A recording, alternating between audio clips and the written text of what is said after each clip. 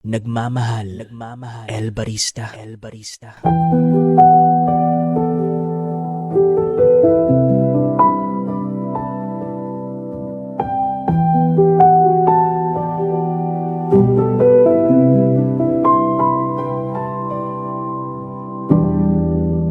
Wala na kayong ginawa kundi mag-away.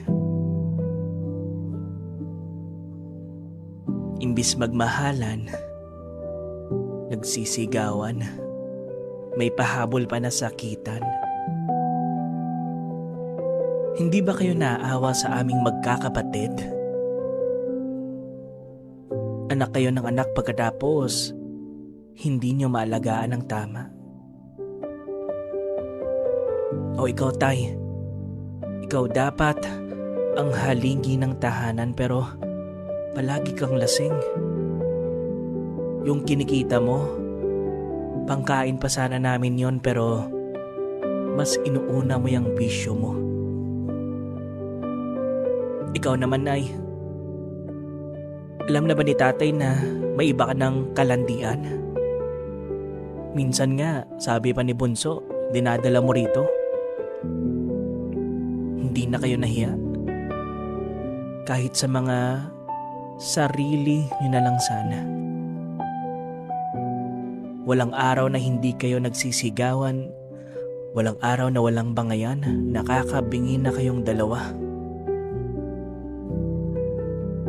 Minsan, iniisip ko, sana hindi na lang kami pinanganak sa mundo.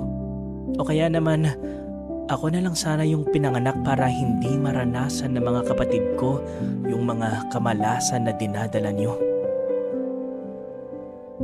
Pasensya na ha. Hindi ko na kasi mapigilan. Naawa na ako sa mga kapatid ko, lalong-lalo na kung kumakalamang tiyan. Marami pa akong pangarap sa buhay, marami pa akong pangarap sa mga kapatid ko, pero sa sistema ng pamilyang to, pangarap ko na lang makalaya at makalabas kami sa mala-impyernong sitwasyon na ito. Anak kasi ng anak, hindi naman mapanindigan. Ano ba akala nyo? Laro-laro lang?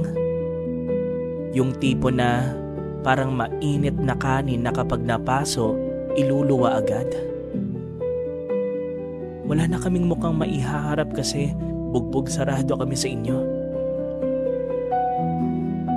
Kung galit kayo sa mundo, huwag nyo na kaming idamay.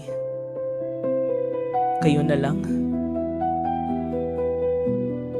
Huwag na kasi ayaw na namin sa inyo.